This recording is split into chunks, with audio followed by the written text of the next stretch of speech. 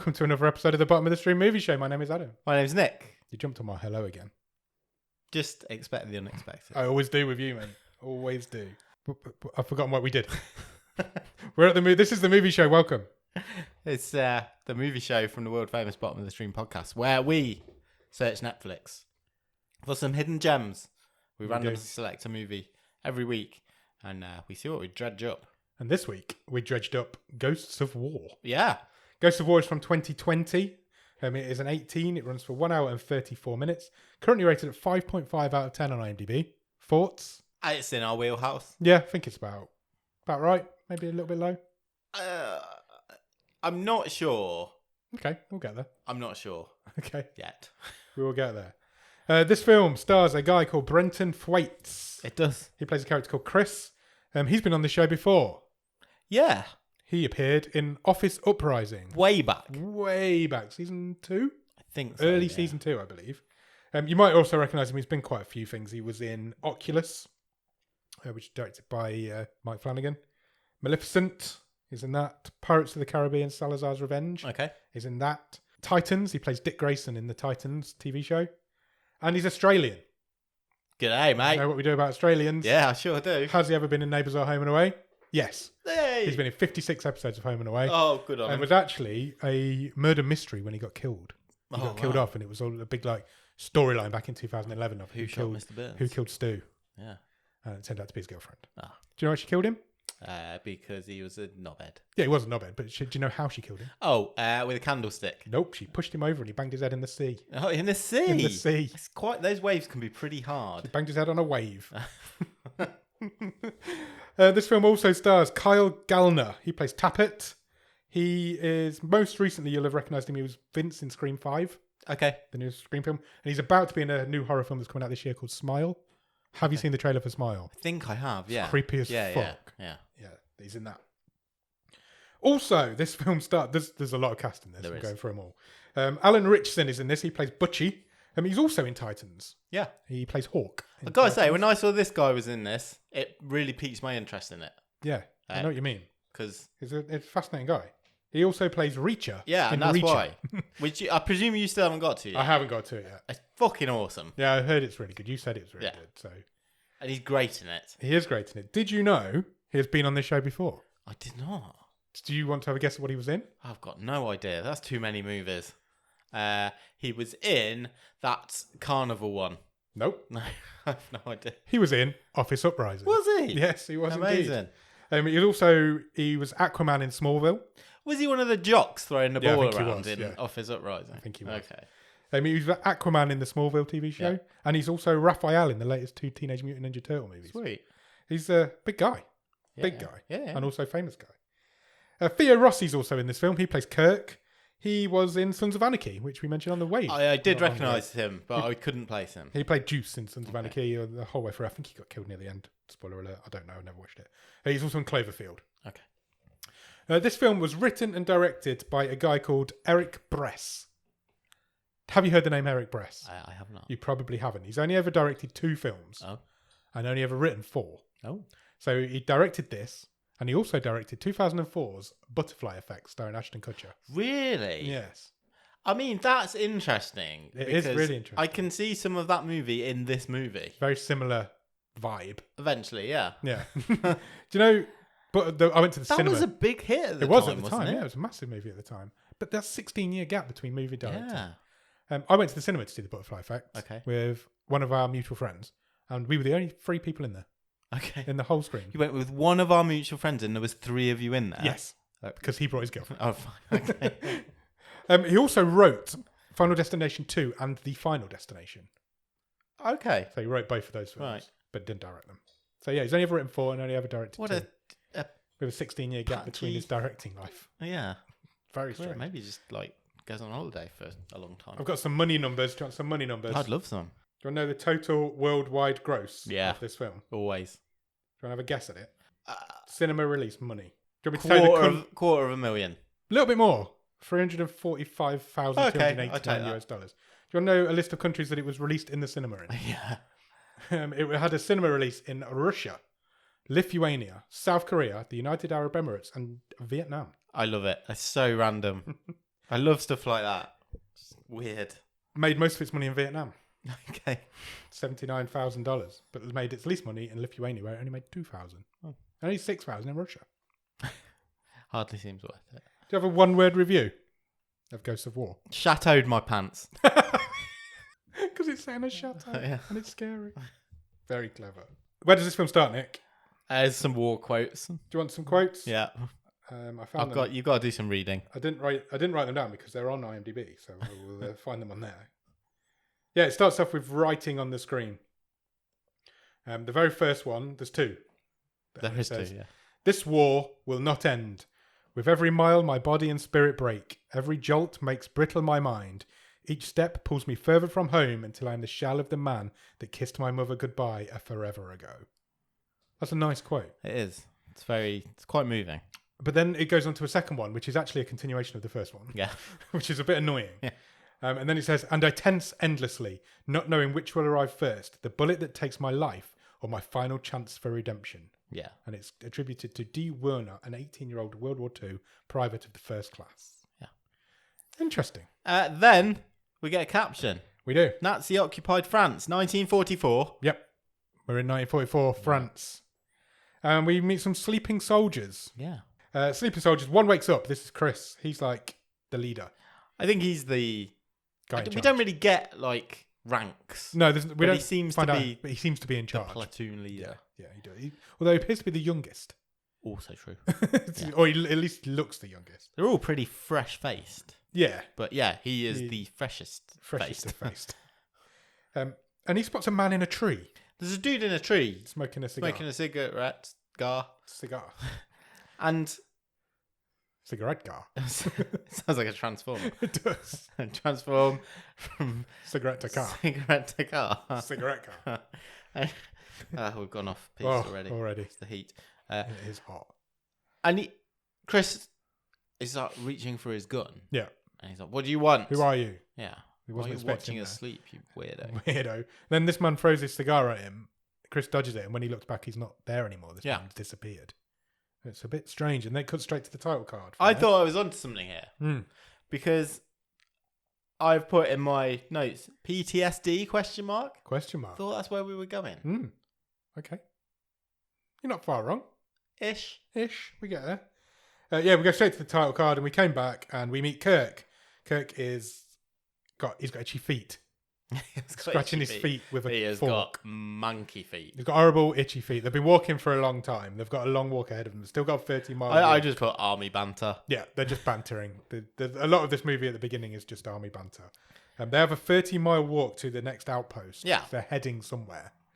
They have a mission. Yeah, they're Yeah, not just lost behind. No, enemy lines. they're on their way somewhere, and they've got 30 miles to get there. But Kirk's feet are already bad. They're in a bad way. Chris, who's the guy in charge, seems to have some sort of super sensory hearing because he stops. It happens a few times in this film where he can hear stuff nobody else can hear, and he can hear a jeep coming. Yeah. Well, he says he stops them. Yeah. Says I think I can hear a jeep. Then he puts his ears to the ground and tests the vibration. But he's already knew that it was coming. It was coming. Yeah, it was. It's got spidey senses. Yeah, definitely. And then what made me laugh is that they're like, there's 5 of them and they're all like stacked out, and he walks to the back. Yeah. He's like, I'm not being at the front of this. I'm hiding behind Jack Reacher. That's but what he says. They have enough time to set up a bomb. How far away was this jeep? Yeah, that's what I mean. He's got super sensory hearing. So they blow up this jeep on the road. Yeah, it's a booby trap. Yeah, it's a really cool explosion as well, to be fair, because it does just explode this jeep. A couple of them survive. They get shot in the head quite quickly. The guys take them out. So Billy Zane's a Nazi. Oh, okay. He's the last one. He's the one who fights. Okay. Yeah. Okay. Yeah. I see Butchie. it now. I see it now. I just didn't. I hadn't. Because I was like, what, is that Billy Zane? Why is he in? What's going on? Billy Zane's a Nazi. Yeah. There you go. Isn't it for about a minute? Yeah, they're taking out these Nazis that survived, and Butchie wants to fight the last one. Yeah, because he seems to have survived the best. Very similar to Werewolves of the Third Reich. Yeah, exactly the scene happens. Yeah, it does. To be fair, but this is obviously done a lot better. Yes, and he's like, "Yeah, you're a German. Yeah, I'm a Yank. Get your dukes up. Let's have a fight." Man to man. And they're just about to start, and Chris shoots the guy in the head. Yeah, he's had enough. We haven't got time for this. Yeah, we haven't got time for that. Plus, the Nazi was winning the fight, the little fight they did have. So all the Nazis are dead. They keep walking. They've got no time for it. They keep walking. And then they come across I've written some peasants fleeing across a field. Oh, the only other thing to note is that who's the sniper guy? What's his name again? Tapper. Tapper. Tappet. He spends a bit of time pulling all the gold teeth he- out of one of the dead Nazis from the He collects Jeep. the valuables. He takes his coat as well, doesn't he? One of the coats. They see some peasants fleeing across the field. They look like they've escaped from a refugee camp or a concentration camp, maybe. And Tappet goes over to these people and he gives one of the ladies all of his collection of gold teeth. Yeah. And tells her to build a new life. And he gives her this There's big all this Nazi gold. coat as well. Yeah, he gives her this coat to keep her warm. And then they keep walking and eventually they get to this burning town, I've written it as. Yeah. It's a French town that's literally on fire. Yeah, they walk through There's some... It's clearly CGI because the fires are very much staggered. Yeah. There's like 5 or 6 fires and they're all the same distance apart from each other. And it turns out while they're on this walk and they're chatting away, they're heading towards this mansion/castle. That's how they describe it. And they've just got to basically hold it until relief comes along. Yeah. And they're very excited about this because this place is going to have beds. It's going to have food. It's basically a break from the war. They're going to be very happy there in their new home. I really liked this movie up till this point. I'm not saying I just liked it after, but I thought this first 15 minutes are awesome. Yeah, they are. They're really, really good. I thought that the interplay between the squad was really cool. That the bit with the Jeep was cool. There was gore. The scene with like the refugees was quite nicely played, sort of quite subtle, but quite quite affecting. I was like, okay, I wasn't prepared for this. This is quite high quality. Yeah, it's quite high quality. The cast are really good. The 5 main guys in it are all really good.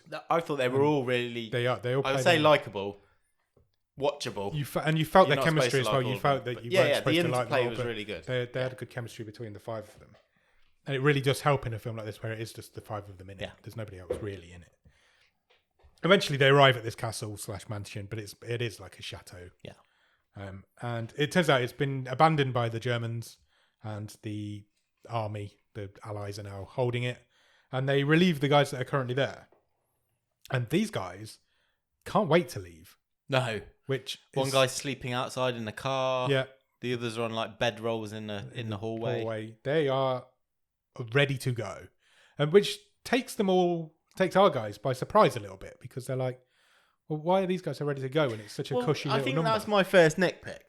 Okay. Because I don't think our squad that we've been following were quick enough on the uptake for me in terms of because these guys they were relieving were clearly like freaked the fuck out and acting weird. And none of them really questioned it. No, you could see Chris had questions in his mind, but he didn't portray them. Yeah. And I think it's mainly because they'd walked so far and they were just happy to be there. No, I get that. I just thought it is a nitpick. I just thought it stuck out. It just was supposed to add to the mystery, wasn't it? Of like, why are these guys so keen to go when this is supposed to be a cushy job? But eventually they're like, right, well, if you're that keen to go, we were going to have dinner and stuff. But if you want to go, off you pop, and they do. They all get in this Jeep and leave. But they've left one of their rucksacks behind. Yeah, which doesn't really come to anything. No, it just made me think that. I think it's supposed to show that they lost one of their guys, maybe. So the guys go for a look around. Eugene starts playing. Eugene, we haven't really mentioned. He starts playing the piano. He's played by Skylar Astin, who I recognised from Pitch Perfect. Yeah, that sort of thing. Yeah, I didn't really recognise him, but I haven't seen Pitch Perfect. So he's like the calm, sensible brain of the group. Yes, the more intellectual. He's a nerd. One. Yeah. They all go for a look around. He starts playing the piano. There's a grand piano in the hallway.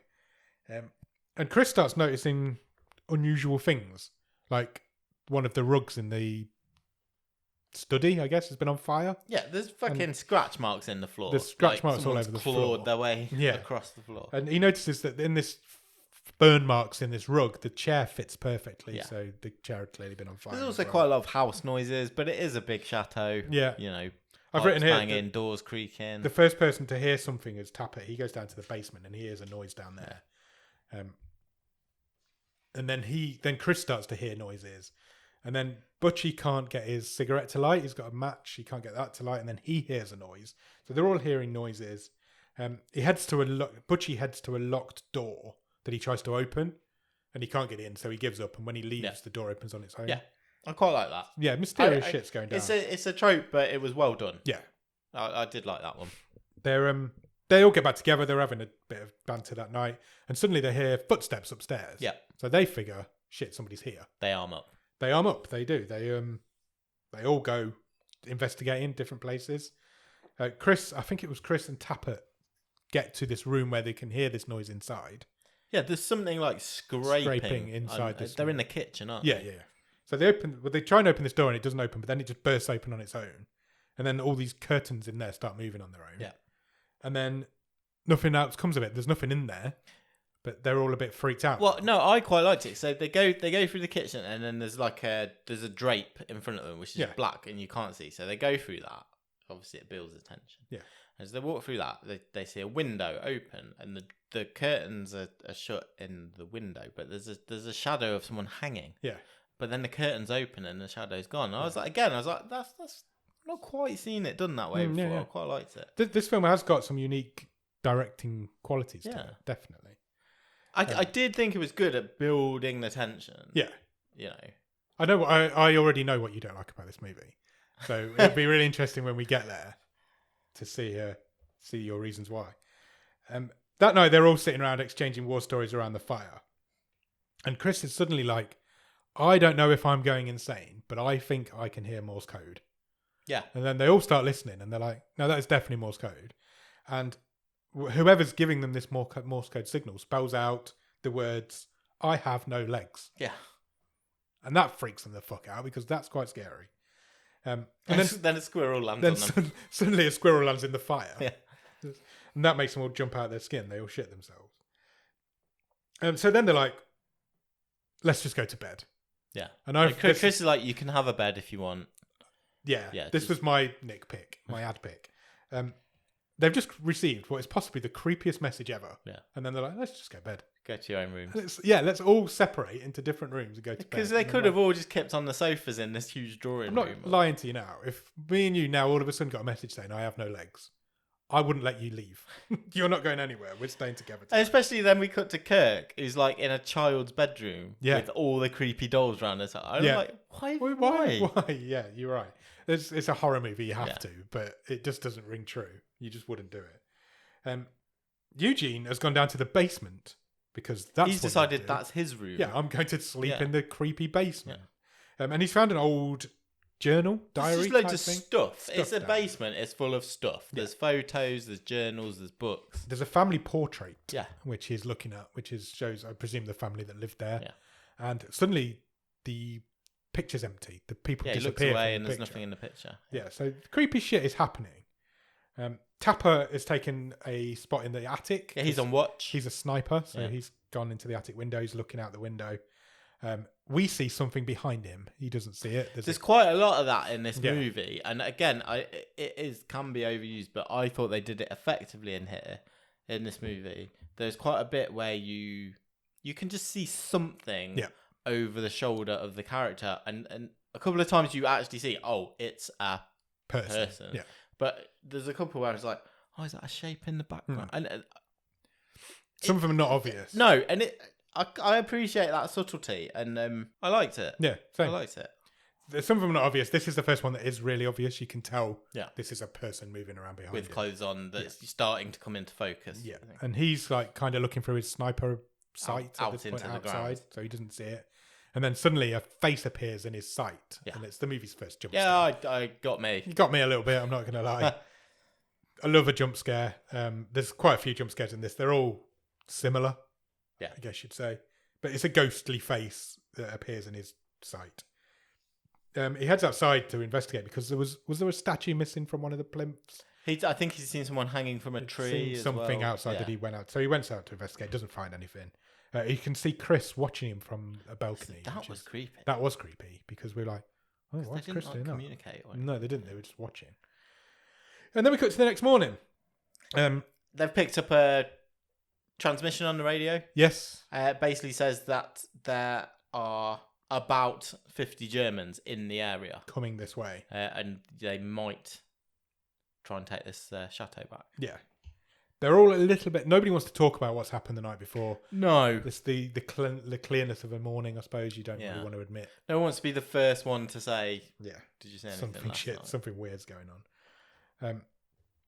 We get told a story at this point as well by Eugene. Tells a story about Tapper, and how he once caught him in a room full of dead 15-year-olds. Yeah, it's like he'd basically murdered a load of the Hitler youth. Yes, 6 or 7 15-year-old boys. And then he was playing cat's cradle, but he wasn't at the first move. Yeah, there was no one. There was nobody there playing. He was opposite like a beheaded boy. So I've written here, they're trying to tell me that Tapper's weird. That's all they're telling me. Yeah. And they do it quite a lot over the next 20 minutes of this film. There's a lot of this, like, Tapper's weird. And this is where they find out that Tapper's heard this platoon coming this way. Yeah. And then we cut to the evening. Get ready for watch, and he's going back on watch in the attic. So they're up in the attic. What do they find in the attic, Nick? Pull a rug back. So Eugene's helping Tapper set like a station up, I guess, so he can set himself up for the night. Yeah. They move a wardrobe. They pull a rug back, and I laughed out loud, but it's my problem because they pull the rug back to reveal a pentagram on the floor. There's a pentagram on the floor. There's no nobody hiding in it or stuck in it. It's just there. Second pentagram of this season. Yeah, we love a pentagram this season. Apparently. So they decide they've got to move this cupboard or this armoire out of the way, and they do. And Eugene and Tapper are moving it, and then suddenly the door slams on Eugene's hand. Yeah. And absolutely mangles it. I know. These doors must have been heavy. It was good makeup. It was, yeah. His fingers were all smashed up and all in the wrong direction. But again, maybe it's me, but my first reaction was that wardrobe door shouldn't have done that. No, it didn't make... It must have gone with a lot of force. Ghostly force. Yeah. He thinks Tapper did it. Tapper obviously didn't do it. The door just... It was literally as they got it across the middle of the pentagram. At this point then, they hear something else on the radio, but this is like a ghostly transmission. Yeah. I couldn't make out what it was saying. No, me neither. I don't think we were supposed to, but they could, and it was creeping them out. And then I quite like this as well. In the interaction between them, I'm not sure which one of it is. It is, but one of them sort of says, right, fine, I'm going to do it. I'll be the first one to say the H word. Yeah. This place is fucking haunted. Yeah, it was Chris, the leader guy. He was like, yeah, there's no way now that we're not saying that this place is haunted. And then they can hear more Morse code. Yeah. So all this is going off at the same time. It moves quite quickly, this film. It never really stops, does it? There's a lot going on. And they can hear more Morse code. And this time it's Eugene's writing it down. And it spells out, if you leave. And then it stops. And then all of a sudden it's like he gets possessed. Yeah. And the pen starts writing itself. Yeah. Like Ouija board type stuff. It's like all sorts of weird shit's going on. And then it says, you die. It writes that. So it's, if you leave, you die.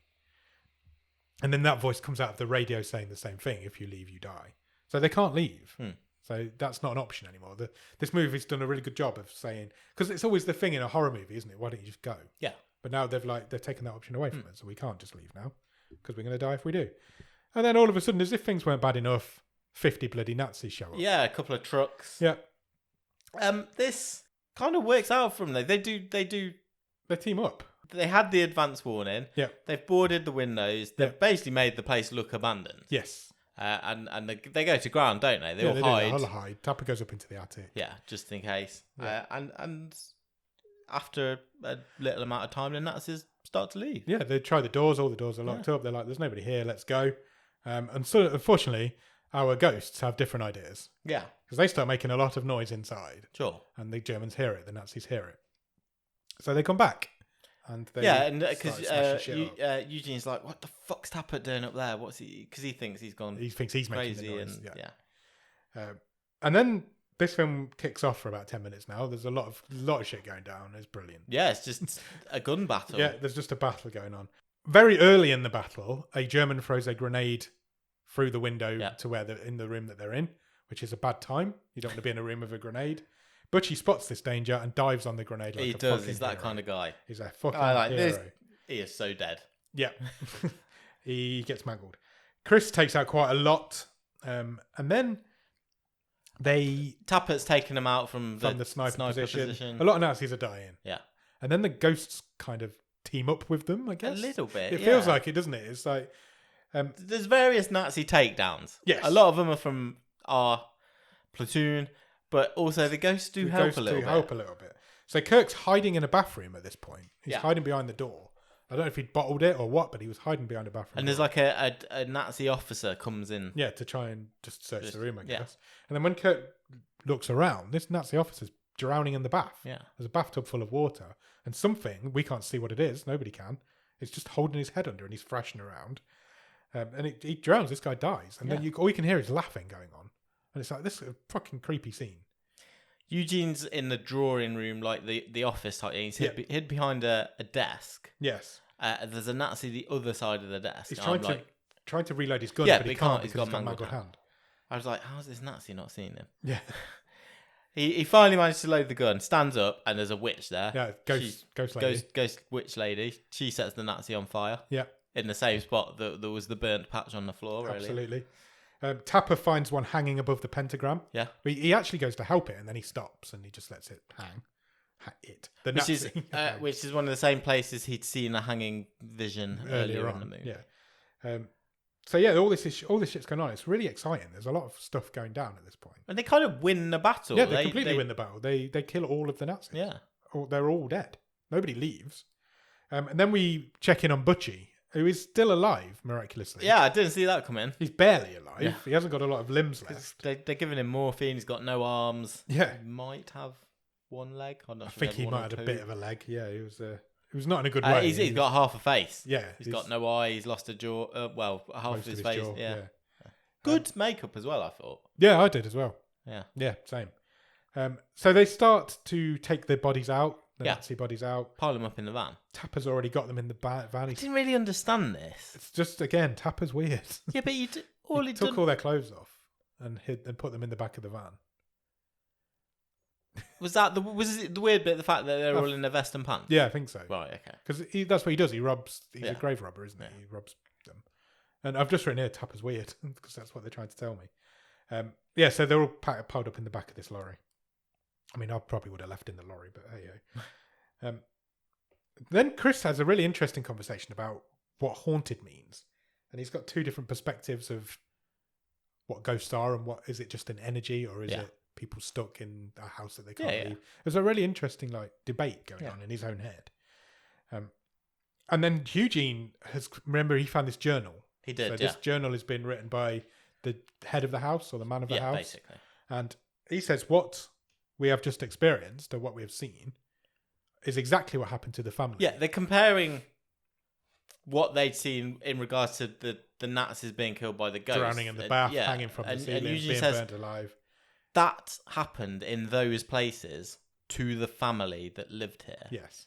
That when the Nazis took this house originally. This is where I first started to think something isn't right here. Because the diary is written by the man of the house. He says that earlier on. But then he also says that... No, because he said it was written by a German officer as well. Oh, okay. So maybe I've missed something there. I think. You know, the guy who was in the quote at the start.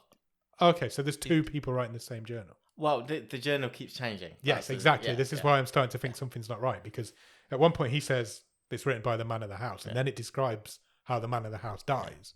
I'm like, something's not right with this movie. There's something weird's going on. I'd never twigged what weird was going on because it's fucking insane what is going on. But we're getting there. And basically they decide that this family are still there. They've got unfinished business in this house. And these are the ghosts that we have met now. And they are wandering this house with unfinished business. I think this next scene might have been the best bit of the movie in terms of acting. Yep. I do have problems with this movie, but I'm not sure if it will be what you expect. Because I think there are, surprisingly for me, there are good performances in this movie. Yeah. And really good sequences. We've just talked about one, the whole battle sequence. Low key, this is one as well. Yeah. It's Tapper coming down to talk to Eugene, and it's just the two of them next to Butchie. Yeah. And Tapper basically tells Eugene, look, I heard what you're saying about me being weird. And you finding me with kids, the Hitler Youth kid. And he basically describes, look, I was out of my body. I could see myself cutting these kids up.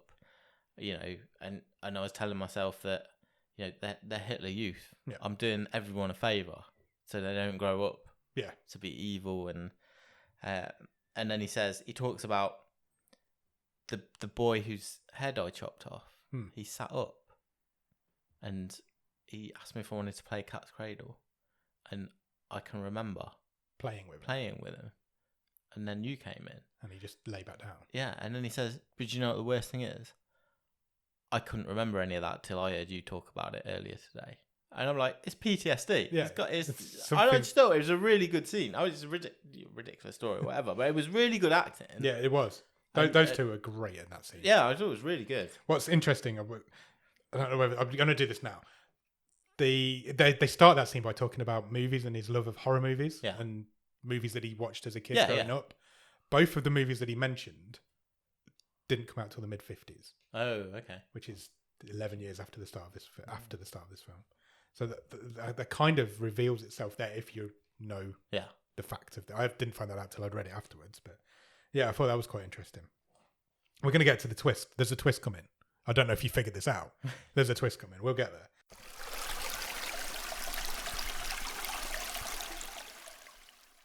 Chris decides he's going to try and talk to the ghost. Yes. And find out what do they want. Yeah. And actually, can we help you? Yeah, it's not a bad idea. Yeah. Let's confront our demons. So he heads up to the bathtub, doesn't he? Yeah. He knows it's a site. Yeah. A haunted site, I guess. It's still got water. It's been activity. And he starts talking to the water in this bathtub. Yeah. And he says, "Look, I'm here to help. What can we do to help?" And then he suddenly gets thrown into the water. And it starts drowning him. Whatever it is starts drowning him. But he can see things. Visions. People in gas masks. Yeah. People and all sorts of stuff. War stuff. And then he gets shaken up and he gets awoken. And it turns out this was a dream. Or it might have been a dream. It might not have been a dream. We don't really He might have know done it and then come and be rescued by the others. He gets shaken awake because he was dreaming about that scene. This is the point where they discuss leaving. Yeah. Because they're like, we need to at least have this discussion. Do we face the court martial and get out of here?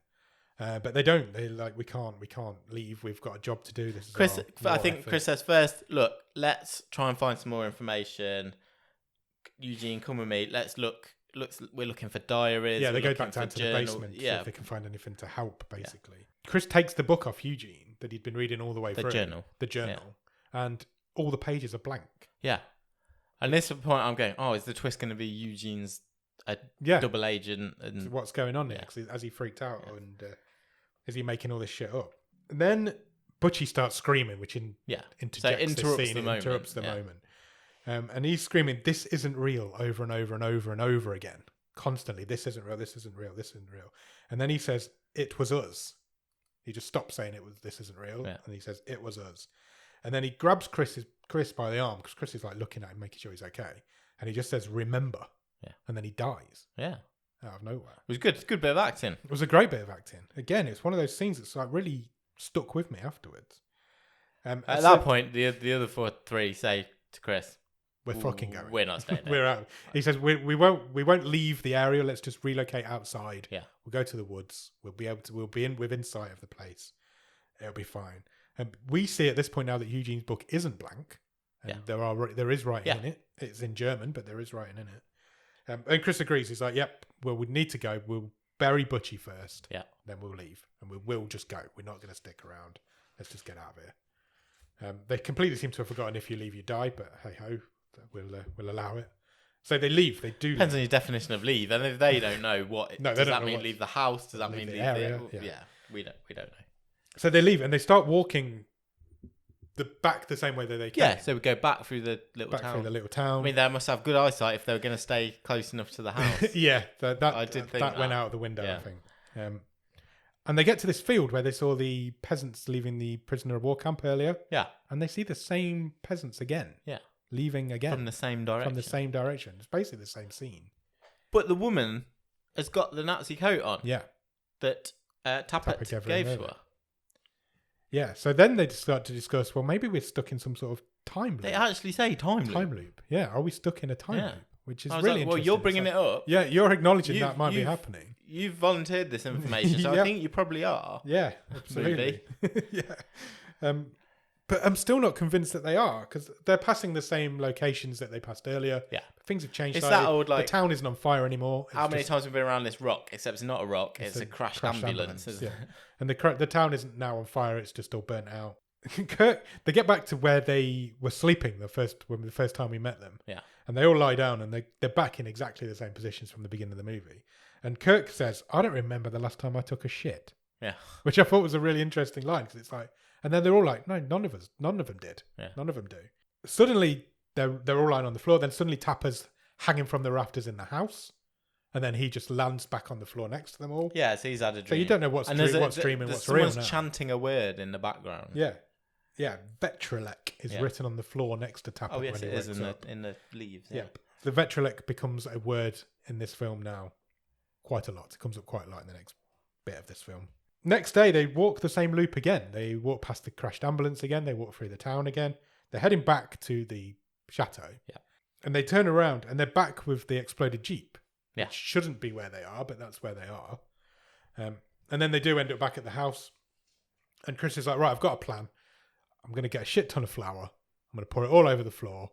And then at least we'll be able to see where these ghosts are walking." Yeah. Because ghosts leave Try and footprints. follow one or trap Yeah. one. So he does. He pours flour all over the floor. And then Tapper's like, he's doing some whittling or Yeah. cleaning his gun or something. And under his breath, he's saying Vetrelek. Vetrelek. And Eugene hears him and he's like, "I've heard that word before. Yeah. I think it's in this book.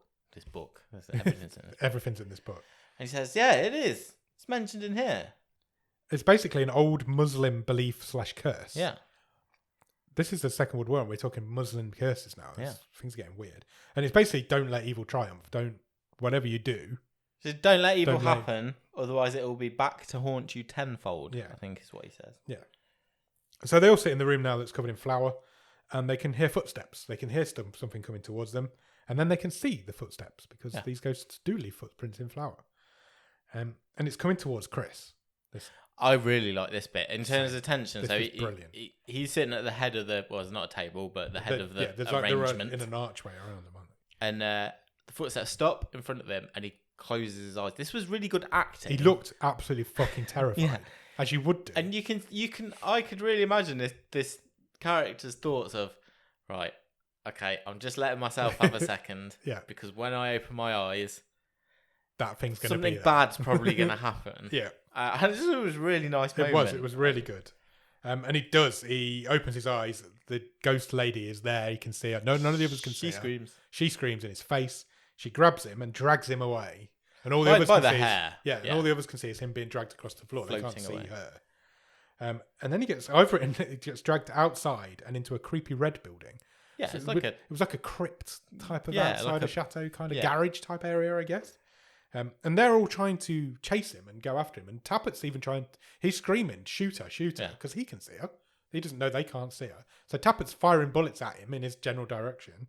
Never hits her. And they go into this building and there's all red lights in it and it's all creepy and weird. It's like they cross the threshold into this building and everyone is like sensorily deprived. Yeah, they all start having weird visions. There's visions, but it's also smoky and it's like, I guess kind of like a war zone, isn't it? Yeah. They look fucking cool. Yeah, there's visions coming in and out and it's a fucked up place. And when they get through this particular area, they get into this room and Chris is in there sitting on the floor at the top of some stairs. Yeah.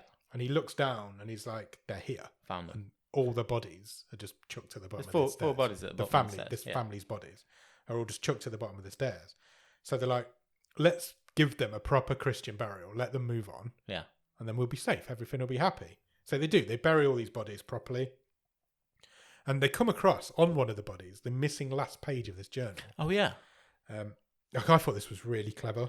It's not in German, though. It's not in German. It's in Arabic. Yeah. But Eugene's reading it, and Chris says to him, "How long have you been able to read Arabic?" And Eugene kind of looks down at the page. He hadn't even twigged that it was in Arabic. Because it was in German earlier. Yeah, it was all in German earlier, but this last page for some reason is in Arabic. Well, no, because he flicks through the whole thing, and I think the whole thing's now in Arabic. Okay, fair enough. They then go back into the house. Tapper starts filling the bath up again. He kind of zones out as he's filling it. Yeah. And then he gets grabbed by a different ghost lady. And we find out from Chris and Eugene's conversations outside that the family that lived here weren't French. They were Afghans. Yeah. And they would help the Jews in the Second World War by storing them in the walls to stay away from the Nazis. Yeah. I'm like, Afghans, what is going on? It's very strange. They carry on with this funeral. It turns out this ghost lady, had performed this Ventilat curse just before she died. They carry on with this funeral. And then they go back in the house and they find a crate full of cigars. They do. Which is a really weird thing to find. We've been trying to open this crate all the way through. We eventually get it open. It's full of cigars. But they also find something that says interning the bodies or burying the bodies gives them power to come back from the dead. Yeah. So fucking zombies, man. Zombies now. And they should never have buried these bodies. This is a bad thing what they've done. And it turns out it's true because these family members appear. Old Tappert. Yeah. He's still in the attic. Yeah. He's now sat in a pentagram. Yeah. He lit the bloody candles round it. They're a fucking idiot. Stuck in this pentagram now. So they start trying to fight off these zombies. I guess family. They are zombie family now. But they seem to be completely ungettable. They're literally stabbing it constantly, shooting at them constantly. Eugene puts a grenade down the young boy's top. Yeah, and as they damage these zombies, they start to like glitch. That's exactly what I've written. They start glitching out. Like futuristic glitch, like a computer. And I was like, oh no. And I was like, okay. And I was like, okay, I'm interested now. What's going to happen here?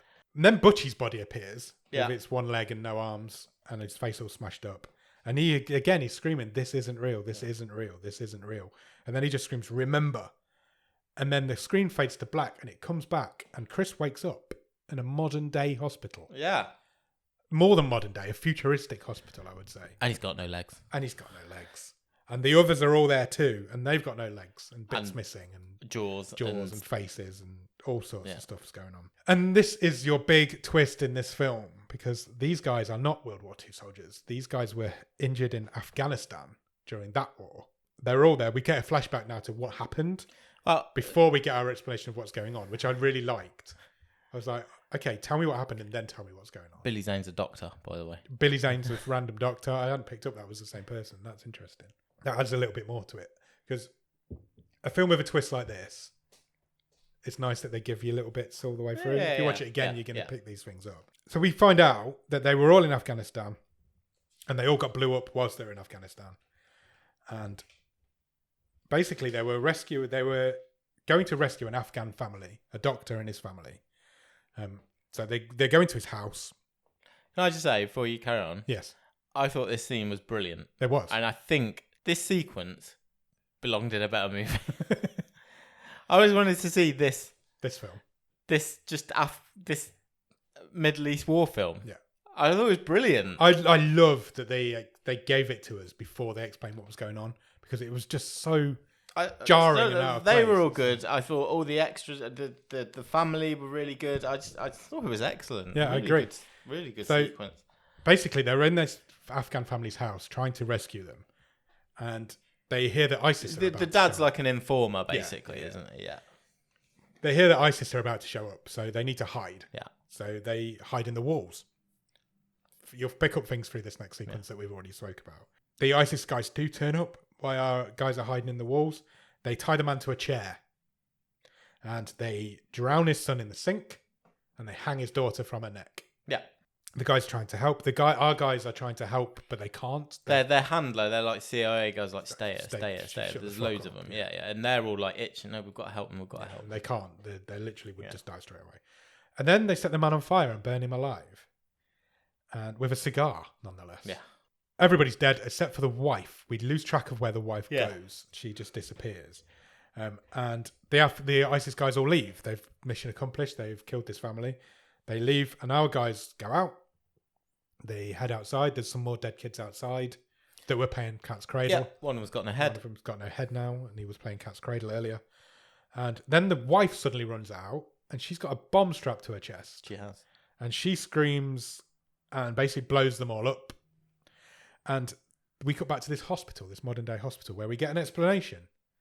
So we find out that basically these guys are in a post-traumatic hospital. They've been through a very traumatic incident where they've all had bits blown off them. Yeah.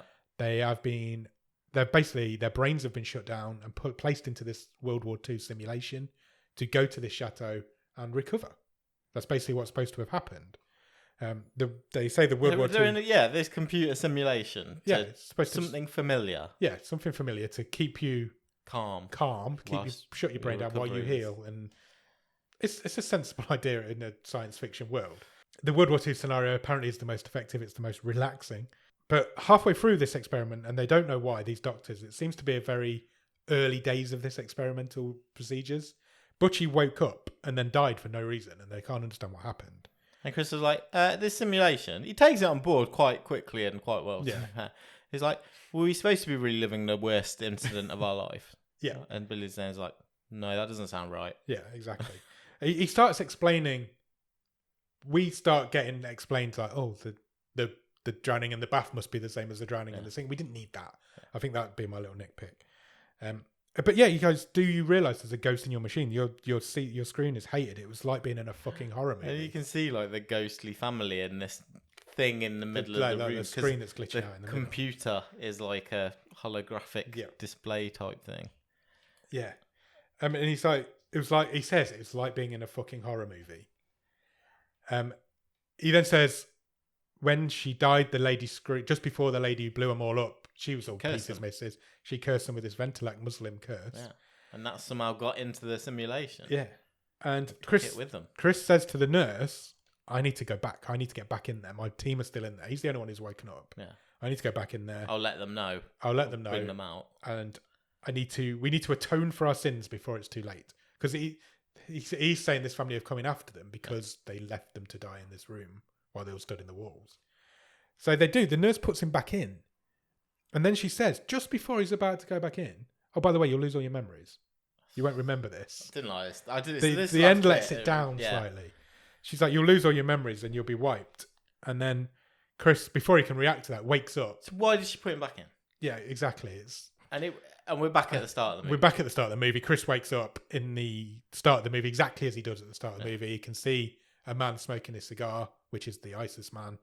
And he flicks the cigar at Chris the same way as he flicked the cigar at the man he was setting on fire. And Chris just says, what do you want to this guy? And which is exactly what he did, his first line of the movie. And the movie ends. I think that last scene lets itself down. Didn't need to go back in. It was stupid. Because now he's got to relive the whole thing again. Yeah, it's basically... They basically want to say, yeah, this is a time limit movie. It's not a time limit movie. And it does let it down slightly. Stupid ending. I knew you wouldn't like the ending. I thought you'd have an issue with the whole ending.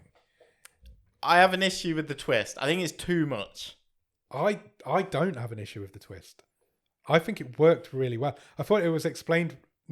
I accepted it because it was explained well. I think they did a decent job of explaining it. Just that last bit lets it down for me. They didn't need to go back in. The others should have woke up. Yeah. Well, it was that it just didn't quite knit together for me. It annoyed me. Yeah. I can see that. I thought which is really frustrating because I thought the bit, like I say, where we got the story told of them in Afghanistan, I thought it was brilliant. Yeah, I thought it was really clever because it feels like a stupid science fiction twist at the end of a war movie. But then it kind of brings you back because it's really emotional, that scene in Afghanistan. And it actually really works. The way they explain it is like, this is going to be like your recovery. You were supposed to go to this chateau to recover and just live there and it was all happy and friendly. I think for me, it was just... It's maybe the juxtaposition of, oh, by the way, there's this computer simulation. You're all in it. I was just like, really? Are we jumping? How far forward have we jumped? And it's like, I think it was too much of a. I don't think we jumped that far forward. The war in Afghanistan was no exactly, over at that point. But the technology has jumped. Was maybe too much of a juxtaposition for me. Yeah, maybe. I mean, people get put into induced comas and stuff like that. No, yes, I get that. But then it was like... Yeah, we've also hooked your brains up so you're having this shared... experience. Yeah. I had no issue I just with think that maybe in a movie universe. Maybe I am nitpicking again. Maybe there's something you can do where they've obviously... Weirder things have happened, all I'm saying, than just like, oh, it's kind of they're having a shared hallucination. Do you need the whole computer hookup? Yeah. Fair enough. That is a nitpick because you just ignore that bit if you need to. It's just one of them things. It's just that last little bit where he goes back in and then. It was too much. It was too much. Didn't need that. Didn't need to be there. Extra little twist at the end. It didn't. And it's a shame, but it didn't. It doesn't ruin anything for me. But it's almost the way she just went, oh, by the way, you lose your memories. Literally just as he goes in. And it's like, what the fuck have you put him back in for? Then? Yeah. He's just got to go for the whole thing again now. But this isn't a time limit movie, and it thinks it is. And that's a really weird situation to be in. They could have just foot on the brake. Yeah. A minute earlier. Just stop it. Wake them up. Don't put them back in. Better impact. It's a real shame. But it didn't take anything away from the film for me. I thought the film from start to finish is really fun. It's really exciting. There's a lot going on. There are some good scares in it. There's some really good jump scares in it. And it's a really fascinating story, I thought. It's just too much. I think I would have rather... I'd have rather had an extra 5 minutes on the end with, like you say, them all waking up. Yeah, same. And you've got a whole new dramatic... Whatever you want to do with it. They start dying or they calm the things down and... However, yeah, I kind of see. I almost think putting him back in and going, "Oh, you're back to the start," felt lazy. It does feel a bit. I can kind of see why they wanted to close that time loop angle off. Yeah, because it was mentioned earlier, and there is a time loopy bit to it, so you do have to kind of finish it off. But it just didn't quite hit right. But for me, that doesn't take anything away from the film. I thought this film. No, I think it does take away from it, but I can forgive. I agree with what you're saying. It's really fun. There's some there's some good tension building. There's some good scares. There's some good gore. Mostly the effects are good. Yeah, I think pretty much most of the effects are great. The cast are really good. The cast are really good. Yeah. There's a couple of real standout scenes. It is patchy, but I can forgive that. I couldn't tell you who the best person in this film was because they all have great moments. No, it is a good group cast. Yeah, it is. Yeah, they work together. They work really well together. Considering it's pretty much an all-male cast. Why is Billy Zane in this movie? Why is Billy Zane in this movie? That's weird, isn't it? Twice. Maybe he knew someone. Maybe he did. But it's little things like that of like, if you watch this movie again now, you're probably going to get a bit more out of it because you're going to spot things like Billy Zane's in two different characters in that different universe. I think the Afghan moments and the Muslim curses and things. Yeah. When he first said Muslim curse, it didn't twig with me that'd be so weird in World War II. And then when he was like, it was an Afghan family, I'm like, what is going on? And it really got me thinking, like, there is a twist coming in. I can see there's a twist coming, but I have no fucking idea what it is. And then it comes and you're like, fuck me, that's actually quite good. It's quite clever how you've built all the way up, all the way through this film to tell me this is coming. And then it comes and you're just like, yeah, it's great. I have no issue with the twist at all. None. Okay, fine. I honestly don't. I thought they set it up in just a nice enough way for it to work. Yeah, I just think going straight to the whole. It reminded me a bit of the Time Trap, where I was just like, oh, we're suddenly all hooked up to a shared computer. I don't think it was that. I don't think it was that unbelievable. I genuinely don't think it was that crazy as Time Traps was. My first thought was, oh shit, we're on a spaceship, because it looks that. Yeah. I really like that they give you. I like the idea. I'm just not quite sure it was actually in terms of the design and the. But I'm being critical. I really enjoyed it. I did as well. It was the first time I had a real fun. It was the first time in ages watching a bottom of the stream film where I was a little bit disappointed that it had finished. I was into it and I was watching it. I was like, I'm into this, and then it ended. Yeah, there's loads of ideas. Normally, I'm like, I can't wait for this fucking movie to end. Yeah, and I definitely wasn't in this. They're playing with stuff. There's loads of ideas in there, and it's. I do agree with you. It is one of the first ones we're watching in a while, and I'm like, okay, I thought I knew what this is, and no, I don't, and I'm absolutely fine with that. It was not what I was expecting at all. It actually is a really good horror film. Yeah. There are some really good jump scenes in it.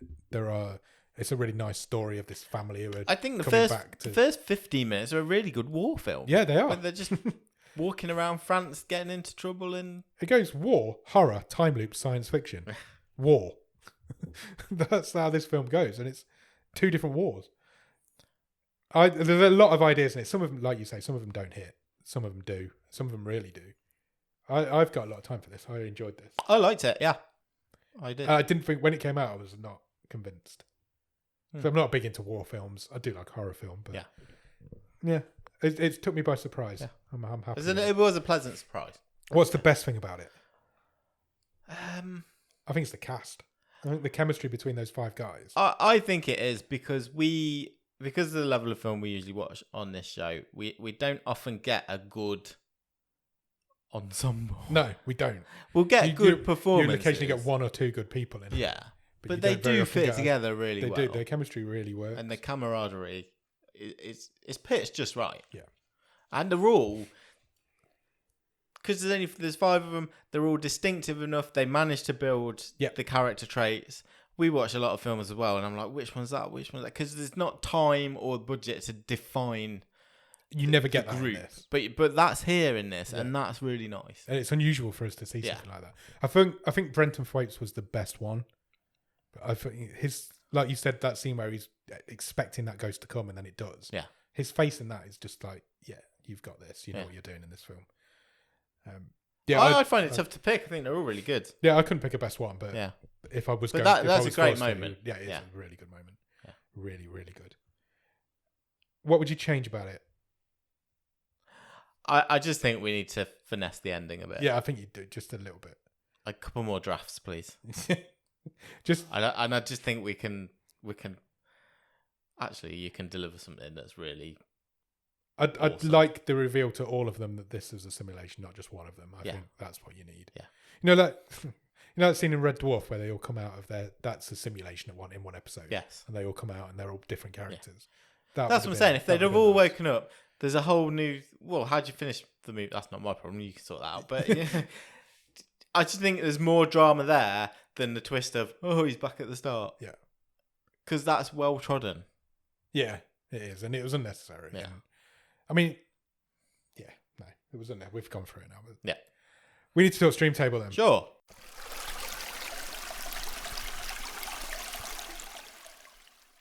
What are your initial thoughts? I'm pretty high up on this. Do you want me to run through it from top 10 again? Yeah. Okay, so currently number 10 is Comes a Bright Day. Number 9 is The Land of Steady Habits. Number 8 is The Parts You Lose. Number 7 is All at Sea. Number 6 is Robot Overlords, last week's film. Number 5 is XOXO, the film from the week before. Number 4 is Body Cam. Number 3 is Pentagram. I love that rhymes. Number 2 is The Trip. And currently number 1 is Summit of the Gods. What are you thinking? Can I do it a bit differently and say, I think I know where you want to put it? Okay. I think you want to put it second. I do.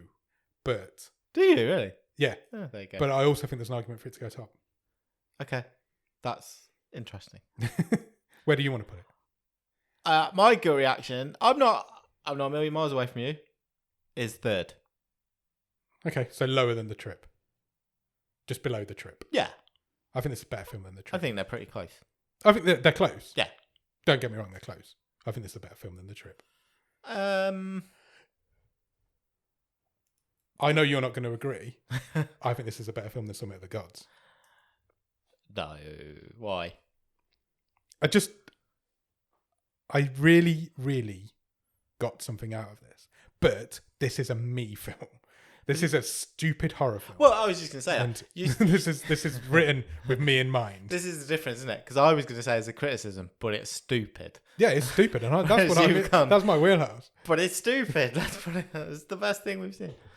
Don't get me wrong. Summit of the Gods is a great film. Yeah. It's a beautiful masterpiece. It looks incredible. There's points in that film where you can't tell if it's animated or real, and it's animated. But the story is not wonderful. It just tries to do too much. Summit of the Gods, yeah. I don't think we've seen a film this season where we've gone, that's fucking brilliant, and it's definitely number one. No, and Summit of the Gods isn't that film. And we're getting quite a long way in. We're well over halfway now in this season. We've only got 10 left. I would just like to see a change at the top, and I think this is the film to do it. Personally, I think it's very similar to The Trip. In I think this and The Trip are the two films that have surprised me the most. Yes, as a what a pleasant surprise. Yeah, I wasn't expecting too much, and I've really enjoyed it. I don't know. Maybe it's all that pretentious bollocks stuff, but I'm not sure I can put this ahead of Summit of the Gods. That's fine. I knew for a fact. I might be doing all the people who made that film. I've known all day today that I'm going to come at you and say I want this to go to number one in the Stream Table. And I knew for a fact that you wouldn't allow that to happen. So I can concede that this goes second. I'm just glad that we're that close on it because I thought you might be a little bit lower. No, I'm glad that we're not. I'm glad that you enjoyed it. It's definitely the top 3, and the trip had a lot of problems. I'm not. I've got 0 problems with this being second. I have also got 0 problems with this being second. But did I have more? Look, it's that old thing. What does a table even mean? It means quite a lot. Did I have more fun watching this than some other gods? Yeah. Oh, did I? You did. I don't know. You did. There's something with the gods. Yeah, but this film, also it's not finished, fun and I was like, I really enjoyed that, but I feel like I could have enjoyed it more if it didn't quite end like that. So, Some of the Gods is a good film. It's not a fun film. You've definitely had more fun with this than you did with that. I probably did. I just Listen, let's put it second. Yeah, let's do that. Because That's a fair shout. But because I was happy to go, I wasn't going to let you go any less than second. Okay, let's put fine. it that way. I'm fine with second. So second, wow, we still haven't found that film this season. That's like, yeah, this is the best film we've seen this season. Anything is still this stream table is still all to play for. So some of the gods was great, but there was parts of it, pun not intended. There were parts of it that left me cold. Yeah, nice. Everything's to play for in this season. Well, I'm convinced some of the gods won't be number 1 at the end. Okay, and I don't think setup will be bottom. Well, So, I do think, yeah, I agree. It's all to play for in this stream table. There's 10 films. Nothing is safe No. in its current position. There are 10. That's the 15th film going in, so there's 10 films left. Yeah. Second for Ghost of War. I wouldn't have thought that when it came out. It's go. a nice little treat of a film. That one, I enjoyed it. Yeah, it was. That means we need to pick next week's film. Let's do it. My mouse has run out of battery. Oh no! It's handy, good timing. I'm going to play my wild card. Oh, I'm going to put it straight amazing. out there. Wild card. We're not going to get Robin out this week. 2 I've in got 3 a wild weeks. card. This is different. Oh, I like different. Good. This film, I don't really know what to say, but I've gone left field. Shall we just say that? Sure. There's a debate on how long this film's on for between Netflix okay, and fine. between Netflix and IMDb. We've They have seen that different before. running times. So Netflix claim that this film is only an hour and 5 minutes long. Ooh, So it will be by far the shortest film we've ever. interesting. IMDb claims it to be 1 hour and 16 minutes long. Okay. So I assume Netflix have got it right because it's on their service. Oh, honestly, nothing would surprise I'm a little bit nervous to tell you this. I've picked a film called Sweeney Todd, the Demon Barber of Fleet Street, Okay. which is a film that stars Johnny Depp. However, it is not that version of this film. Good. That was a remake. That was the film version of the musical. Yes, but it was also a remake of a film that was made in 1936. Oh, amazing! That is on Netflix. Fantastic. I picked a film from 1936. Oh, I love it. Yeah, why not? Breaking all the records. I thought it's something different. We've not done it before. We've Yeah. not even been close to doing that before. No, I think we've done 70s. Yeah, We we've do never. 60s? Don't think so. Yeah. Let's So do I it. thought- Oh, I'm my excited. thought was, we haven't done anything from the 80s for a while. I'll find an 80s film. Yeah. And then this film popped up, and I'm like, can I get away with doing a Yeah, film that's only 100%. an hour and 6 minutes long? 100%. Yeah, so do you want a synopsis? I really do. I'm excited already. It's like I say, it's from 1936. It was released as a double bill, but it's like, there's only one of them on Netflix. Okay. The other one was called The Return of the Frog. Nice. So that isn't on there, unfortunately. It's rated A. I don't know what that means. A for all, I think. Synopsis: a Fleet Street barber recounts the story of Sweeney Todd, a notorious barber who in the last century murdered many customers for their money. So it's actually somebody telling the story of Sweeney Todd. Yeah, it's from 1936. Everybody in it's dead. Everybody who made it's dead. We're going in the Wayback Machine. When we record it, can you add old timey vinyl type crackles in the background? Scratching going on in the background. So I've taken a bit of a gamble. I don't think I've ever watched a film that old in my life. I don't think I've gone that far back in my film watching career. I might have. I might be I wrong. can't don't believe think I have. we're watching a film made the same year you were born. That's rude. So yeah, it's got Todd Slaughter in it. Oh, I love him. He's great, I imagine. So yeah, I thought I'd do something different. Why not? This show's all about things that are on Netflix that people don't know are on there. That film's on Netflix. Brilliant. Why not? Great choice. Thank you. So yeah, we're doing that. So if you're interested in that, then go and watch it. And then in the meantime, check us out on Instagram, Twitter, and Letterboxd at BOTS_podcast. If you want to drop us an email, you can do that. Our email address is bottomofthestream@gmail.com. And you can also check out our website, which is bottomofthestream.com. On the website, you'll find every episode we've ever recorded, all the stream tables, loads of other cool stuff, and you can even get some merch if you want to buy a Bottom of the Stream. Spiralizer. What's a spiralizer? Like when you spiralize courgettes and okay. And... Yeah, why not? Do that. I'm hungry, sorry. After you've bought your spiralizer, go to Patreon, patreon.com/bottom of the stream. On there for a couple of quid every month, you'll get early access to episodes. You'll get bonus episodes. You will get a wild card that Nick writes every month. No, you'll get a newsletter that Nick writes every month. And if you come in at the top level, you will get a wild card, which means you can do what I've just done and play your wild card, which means you pick the film and we'll talk about it. I do need a quick apology to the Patreons. I haven't been doing early access lately. That's my fault. I just haven't been editing the episodes quick enough, and I apologise, and we will get better at it. I promise. And then once you've done all of that, head over to the Discord. The Discord link is on the bottom of the show notes. In there, we do all sorts of cool stuff. There's always people chatting and talking. We play games. We do movie watch-alongs every so often. We need to get another one of them in the diary. Yeah, it's great. It's just a great place to hang out with fellow movie and bottom of the stream fans. Yeah, it's a good time. So do join. The Discord link will be in the bottom of the show notes. It always is. Always is. If you can spare a few minutes, please consider leaving us a review anywhere that you can review podcasts. That can be Podchaser, Podbean, Apple Podcasts, Pandora, iHeartRadio, Spotify. I might have said that twice, can't remember. I didn't. I was just thinking why you said Spotify. But we're on all of those places, and it really helps us get the word out if you can give us a review and or a rating. Certainly does. So do all of that. Go and watch Sweeney Todd, the Demon Barber of Fleet Street. Not that one. Not that one. It's the 1936 one that is on Netflix. It's got a black and white poster. You can't miss it. Brilliant. And yeah, do that. And then we'll be back on Monday for another episode of The Wave and next Thursday for the movie show. Cheers. Bye.